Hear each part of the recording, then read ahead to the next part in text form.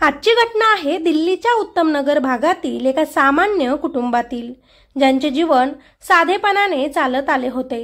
पण या साध्या संसारात एकदा प्रवेश झाला प्रेम, नंतर विश्वासघात आणि अखेर हत्येच्या भयानक कटकारस्थानाचा गोंधळ. सुष्मिता आणि करणदेव यांच्या लग्नाचा प्रारंभ प्रेमातून झाला होता. दोघंही शहरी, शिक्षित आणि स्वावलंबी होते.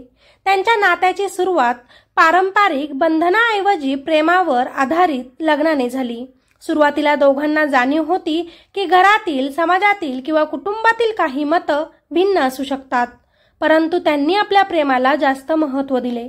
लग्नानंतरचा काळ सुखद आणि उत्साही होता. दोघंही एकमेकांच्या भावनांचा आदर करत आणि एकमेकांवर विश्वास ठेवत राहिले. करणदेव एक शांत, समजूतदार आणि नोकरीत यशस्वी व्यक्ती झाला होता. घरातील प्रत्येक सदस्याशी तो प्रेमाने वागायचा आणि बायको व मुलाची नेहमीच काळजी घ्यायचा. सुष्मिता ही संवेदनशील, आकर्षक आणि बुद्धिमान महिला होती, जिला घर सांभाळण्याची आणि लग्नातील नात्याचे महत्त्व जाणवायचे. त्यांनी आपला संसार सुरुवातीला आनंदात आणि सुसंगतपणे चालवला. या कुटुंबात आणखी काही सदस्य राहत होते.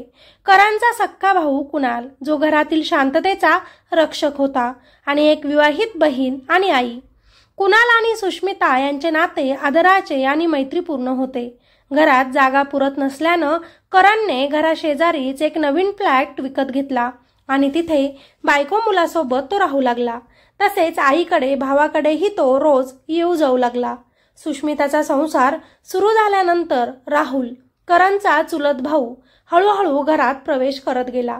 सुरुवातीला तो फक्त औपचारिक संपर्कात होता, परंतु काही महिन्यात त्याची वहिनी सुष्मिताशी जवळीक वाढली. सुष्मिता आणि करण यांना एक 6 वर्षांचा मुलगा होता, ज्याचं नाव अर्जुन. तो त्याच्या आजीकडे काही दिवस राहायचा, जेणेकरून सुष्मिता करणला घरातील कामे नीट करता येतील. अर्जुनची उपस्थिती सुष्मितासाठी एक जबाबदारी आणि सुखाचा स्रोत होती, पण तिच्या भावनिक इच्छांमध्ये गोंधळ निर्माण करत होती. घरातील वातावरण बाह्यदृष्ट्या साधे आणि सुखद दिसत होते, परंतु आतल्या भिंतींमध्ये सुष्मिताचे हृदय 2 दिशांनी वेधलेले होते. एक म्हणजे करण, ज्याच्यावर ती वैवाहिक बंधनानुसार प्रेम करत होती, आणि दुसरीकडे राहुल, ज्यात ती स्वतःच्या भावनांचा अंश शोधत होती. नवरा आपल्याला वेळ देत नाही, आपण स्वतःला खूप एकटं समजतो, अशा प्रकारचे संवाद ती राहुल सोबत करत होती. राहुल देखील तिला सांत्वन द्यायचा, तिच्याशी मन मोकळं बोलायचा. आता राहुल हळूहळू करणच्या गैरहजेरीत घरात येऊ लागला. सुरुवातीला भेटी फारच गुप्त होत्या, परंतु हळूहळू नियमित झाल्या. दोघांनी काळजीपूर्वक घरातील हालचाली लक्षात ठेवल्या आणि दीर, कुणाल किंवा इतर कुणालाही काही शंका लागू न देण्याचा प्रयत्न केला. नवरा करण स्वतः जॉबमध्ये खूप व्यस्त होता आणि घरातील घडामोडींवर पूर्ण लक्ष ठेवू शकत नव्हता. त्यामुळे सुष्मिताचे आणि राहुलचे संबंध हळूहळू अधिक जवळचे, म्हणजेच शारीरिक संबंधांपर्यंत जाऊन पोहोचले होते. 2023 संपत आलेलं होतं. दिल्लीचं हवामान गार आणि शांत होतं, पण करणदेवच्या घरात काहीतरी अस्वस्थ शांतता वाढू लागली होती. सुष्मिताचं वागणं करणला अलीकडे बदलल्यासारखं वाटू लागलं होतं. ती नेहमीपेक्षा जास्त वेळ मोबाईलवर राहायची, अनेकदा हसत चॅट करत राहायची, आणि तिचं लक्ष घरगुती गोष्टींपेक्षा बाहेर कुठेतरी अडकलेलं दिसायचं.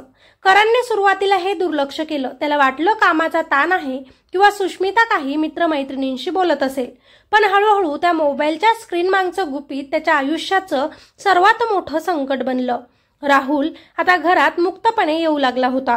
कारण सोपं होतं, तो करणचा चुलत भाऊ होता. सुष्मिता त्याच्याशी बोलायची, हसायची आणि कुणाल किंवा घरातील इतरांना काहीही संशय येऊ नये म्हणून मुद्दामच घरकाम करत करत त्याच्याशी संवाद साधायची. परंतु करणच्या गैरहजेरीत दोघंही एकटे असताना परिस्थिती काहीतरी वेगळीच असायची. हळूहळू त्यांच्यातील अंतर मिटत गेलं आणि जवळीक जास्तच वाढली गेली. राहुल वयाने सुष्मितापेक्षा 10 वर्षांनी लहान होता, पण त्याच्या बोलण्यात एक वेगळीच मोहकता होती. तो सुष्मिताला सांगायचा, तुम्ही माझ्यासाठी फक्त करण भाऊंची वहिनी नाही, माझं सगळं जग आहात. सुष्मिताही कधी कधी त्या भावना दडवू शकत नसे. तीही म्हणायची, राहुल, तू माझ्या आयुष्यात आधी आला असतास ना, तर सगळं काही वेगळंच झालं असतं. मी तुझ्या भावासोबत कधी लग्नच केलं नसतं. या शब्दांनी एक एक दिवस त्यांचं नातं अधिक घट्ट बनलं आणि मग त्या प्रेमाने अपराधाचा रंग धारण केला. पण इकडे सुष्मिता आता नवऱ्याला वेळ देत नव्हती, त्याच्यासोबत भांडण करत होती आणि त्यामुळे चिडूनच एक दिवस नवऱ्याने तिच्यावर हात उचलला आणि सुष्मिताच्या मनात करणबद्दल राग शिरला। त्याच रात्री सुष्मिताने राहुलला इंस्टाग्रामवर मेसेज पाठवला। सुष्मिताने लिहिलं, मला या नात्याने आता गुरमरल्यासारखं वाटतंय। करणला आपल्याबद्दल काही समजलं तर माझं सगळंच संपेल। त्याने जमवून ठेवलेला पैसा सुद्धा माझ्या हातातून जाईल। राहुलने लगेचच उत्तर दिलं, मग करणच राहिला नाही तर आपण एकत्र राहू शकतो, पण अजून आपल्यात तो अडथळा आहे। त्या एका वाक्यानं जणू सुष्मिताच्या आयुष्याची दिशाच बदलली। पुढच्या काही दिवसात दोघांनीही करणला संपवण्याचा विचार ठरवला। सुरुवातीला सुष्मिता तयार नव्हती, पण राहुल सतत तिला सांगायचा, तू आणि मी आपण दोघं मिळून आयुष्य नवं सुरू करू, पण त्यासाठी आधी त्याला संपवावे लागेल। एके दिवशी दोघांनीही प्लॅन बनवला। करणला झोपेच्या गोळ्या द्यायच्या आणि मग विजेच्या झटक्यानं त्याचा मृत्यू अपघातासारखा दाखवायचा। त्या काळात कुणाल काही दिवस बाहेर होता। घरात फक्त करण, सुष्मिता आणि त्यांचा मुलगा अर्जुन होता। राहुल रोज घरात येऊन सुष्मिताशी सगळ्या गोष्टी ठरवत होता। त्यांनी अगदी विजेच्या वायरपासून सर्व तयारी केली होती। एक दिवस आधी सुष्मिताने करणसाठी खास जेवण बनवलं। करणने खाऊन घेतलं आणि सुष्मिताने त्याच्या त्या जेवणात झोपेच्या गोळ्या टाकल्या होत्या, त्यामुळे काही वेळातच करण गाढ झोपेत गेला। सुष्मिताचं हृदय जोरात धडधडत होतं, पण आता मागे वळायचा मार्ग नव्हता। मध्यरात्री झाली, पण करणचा श्वास काही बंद झाला नाही। सुष्मिता घाबरली। तिने पुन्हा राहुलला मेसेज केला, अजून श्वास सुरूच आहे, जीव जायला किती वेळ लागेल? राहुलने गुगलवर सर्च केलं आणि इलेक्ट्रिक शॉक द्यायला सांगितलं, पण आपल्याला जमणार नाही, तू इकडे ये, तिनं त्याला मेसेज केला। राहुल रात्री उशिरा घरात आला। सर्व लाईट्स बंद होत्या। त्याने टॉर्चच्या प्रकाशात करणकडे पाहिलं आणि म्हणाला, आता सगळं संपेल, उद्या आपण मोकळे होऊ। सुष्मिता फक्त शांत उभी राहिली। राहुलने विजेचा तारा ओला केला आणि करणच्या शरीरावर झटका दिला।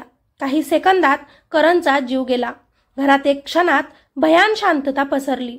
राहुल आणि सुष्मिताने मग एकत्र मिळून सर्व पुरावे पुसण्याचा प्रयत्न केला। त्यांनी वायर लपवली आणि सकाळी सर्व काही अपघातासारखं दाखवण्याचं ठरवलं। दुसऱ्याच दिवशी सकाळी सुष्मिताने रडून रडून सासू व दिराला सांगितलं। करणला झटका बसला, तो झोपेतून उठत नाही। भाऊ कुणाल घाबरला, भावाला घेऊन हॉस्पिटलमध्ये गेला, पण डॉक्टरांनी करणला लगेचच मृत घोषित केलं। सर्वांना हा अपघातच वाटत होता, पण कुणाल, करणचा भाऊ, मात्र शांत नव्हता।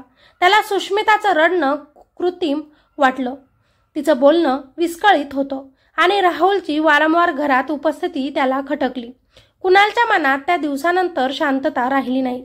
करणच्या मृत्यूनंतर घरात जणू सावलीचं साम्राज्य पसरलं होतं। आई सतत रडत होती आणि छोटा अर्जुन आपल्या वडिलांचा फोटो बघून विचारत होता की काका, बाबा परत येतील ना? त्या प्रश्नाचं उत्तर कुणालच्या घशात अडकून राहत होतं। तो दिवस रात्र शांत बसू शकत नव्हता। त्याला वाटत होतं भाऊ करणच्या मृत्यूपाठी काहीतरी रहस्य आहे। एका दिवशी जेव्हा घर आवरताना कुणालला राहुलचा फोन पडलेला सापडला, त्याचं लक्ष एका गोष्टीकडे गेलं। त्याच्या मोबाईलवर वायफी या नावाने कॉल्स आलेले आणि गेलेले त्याला दिसले। कुणाल थोडा गोंधळला। राहुलचं तर लग्न झालेलंच नाही, मग वायफी कोण? कुतूहलाने त्यानं डायल नंबर उघडला आणि त्याला धक्काच बसला। तो नंबर त्याचीच वहिनी सुष्मिताचा होता। त्याने तो नंबर पुन्हा तपासला, मेसेजेस वाचले आणि मग पूर्ण फोन स्क्रोल केला। त्या फोनमध्ये सुष्मिता आणि राहुल यांच्या गुप्त chats, photo, I love you असे मेसेजेस आणि करण झोपल्यावर मी येतो अशी वाक्य पाहून त्याच्या अंगावर काटा आला। त्यानं डोळे मिटले, पण आता सत्य लपवणं शक्य नव्हतं। त्याचं डोकं गरम झालं। आपल्या सख्ख्या भावाचा विश्वासघात, आपल्याच भावाचीच बायको आणि तिचा प्रियकर त्याच्या मृत्यूचं कारण, या विचाराने तो हादरला। त्यानं लगेचच सगळं आपल्या बहिणीला सांगितलं। आपल्याला पोलीस स्टेशनला जायलाच हवं, हे खूप मोठं प्रकरण आहे असं ठामपणे तो म्हणाला। बहिणीनेही मान डोलावली आणि त्यांनी पोलिसांना फोन केला। त्या रात्रीच कुणालनं सगळा पुरावा, राहुलचा मोबाईल, स्क्रीनशॉट्स, कॉल लॉग्स पोलिसांच्या ताब्यात दिला। दुसऱ्या दिवशी पोलिसांनी सुष्मिता आणि राहुल दोघांनाही चौकशीसाठी पोलीस स्टेशनमध्ये बोलावलं। सुरुवातीला दोघंही काहीतरी बनावट कारण सांगत होते। सुष्मिता म्हणाली, करणला डिप्रेशन होतं, त्याने स्वतःच काहीतरी केलं। पण जेव्हा पोलिसांनी मोबाईलचे डेटा, चॅट्स आणि कॉल्स दाखवले तेव्हा त्यांच्या चेहऱ्यावरचा रंग उडाला। राहुल घाबरूनच म्हणाला, सुष्मितानेच सगळा प्लॅन केलं होतं। तिनेच मला सांगितलं की करणला झोपेच्या गोळ्या देऊन संपवायचं आणि सुष्मिता या उलट म्हणाली, राहुलच वेडा झाला होता माझ्यासाठी, त्याला मला मिळवायचं होतं, त्यानेच करणला मारलं। दोघंही एकमेकांवर आता आरोप करत होते। पोलिसांनी दोघांनाही आता अटक केली। तपासात समोर आलं की राहुल अनेकदा करणच्या गैरहजेरीत त्यांच्या घरात येत असे आणि सुष्मिता त्याला अगदी विश्वासाने आतही घ्यायची, पण करणला याची काहीच कल्पना नव्हती। त्या दोघांनी मिळून करणला मारले, नंतर त्याला नैसर्गिक मृत्यूसारखं दाखवण्याचा अगदी प्रयत्न केला। जेव्हा ही बातमी माध्यमांमध्ये आली तेव्हा संपूर्ण शहरच हादरलं। लोक म्हणू लागले, ज्याच्यावर सर्वाधिक विश्वास ठेवला तीच बायको त्याच्यासाठी घातक ठरली। कुणाल आणि त्याची आई मात्र गप्प होते। त्यांचं बोलणंही जणू संपलं होतं। फक्त अर्जुन निरागसपणे विचारायचा, माझी आई कुठे गेली, माझे बाबा पुन्हा परत कधी येतील। त्यावेळी कुणालच्या डोळ्यात अश्रू आले। त्याने मनाशीच ठरवलं, अर्जुनचं आयुष्य आपण वाचवायचं। तो म्हणाला, आपल्या घरावर काळी सावली आली, अर्जुनचं आयुष्य आता आपण घडवायचं, त्याला बापाचं प्रेम द्यायचं, त्याच्या प्रेमाने सांभाळ करायचा। पोलिसांनी केस कोर्टात दाखल केली। साक्षी पुराव्यांमुळे सुष्मिता आणि राहुल दोघांवरही IPC कलम 302 म्हणजेच खून आणि 120B गट रचनेअंतर्गत गुन्हा सिद्ध झाला। ही घटना फक्त एका घरातील शोकांतिका नाही, तर ती एक इशारा आहे। प्रेमाच्या नावाखाली मोहाच्या आहारी जाऊन एखाद्याचं आयुष्य संपवणं म्हणजे स्वतःचाही विनाशाचं बी पेरणं। विश्वासघात कधीच सुख देत नाही। करणसारखा माणूस प्रामाणिक होता, पण त्याचा विश्वास त्याच्याच जवळच्या व्यक्तींनी तोडला। पालकांसाठी आपल्या घरात शांतता आहे असं वाटत असलं तरी संवाद कायम ठेवा। मुलं, सुना, जावई सगळ्यांमध्ये प्रेम आणि विश्वास जिवंत ठेवा। तरुण मुला-मुलींसाठी प्रेम म्हणजे नातं, पण त्यात स्वार्थ, लपवाछपवी किंवा दुसऱ्याचा जीव घेणं कधीच प्रेम नसतं। समाजासाठी अशा घटनांमधून शिकण्याची गरज आहे। नात्यांमधील प्रामाणिकपणा जपणं हेच खरं सुख आहे। बाकी या घटनेबद्दल तुमच्या काय प्रतिक्रिया आहेत त्या खाली कॉमेंटमध्ये द्यायचं अजिबात विसरू नका।